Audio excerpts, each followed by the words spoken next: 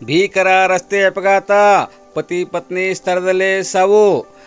ಭೀಕರ ರಸ್ತೆ ಅಪಘಾತದಲ್ಲಿ ಪತಿ ಪತ್ನಿ ಸ್ಥಳದಲ್ಲೇ ಮೃತಪಟ್ಟ ಘಟನೆ ಬಸವಕಲ್ಯಾಣ ನಗರದ ಬಸ್ ನಿಲ್ದಾಣ ಸಮೀಪದ ಮುಚ್ಚಳಂ ಕ್ರಾಸ್ ಬಳಿ ಇಂದು ಬುಧವಾರ ಮಧ್ಯಾಹ್ನ 1 ಗಂಟೆ ಸುಮಾರಿಗೆ ಜರುಗಿದೆ.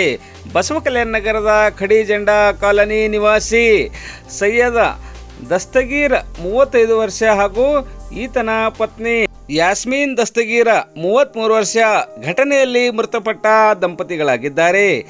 ಬಸವಕಲ್ಯಾಣ ನಗರದ ಖಡಿಜಂಡ ಕಾಲನಿಯ ನಿವಾಸಿಗಳಾಗಿದ್ದ ಇವರು ಸದ್ಯಕ್ಕೆ ನಗರದ ತ್ರಿಪುರಾಂತ್ನ ಬುನ್ಕರ್ ಕಾಲನಿಯಲ್ಲಿ ವಾಸಿಸುತ್ತಿದ್ದರು.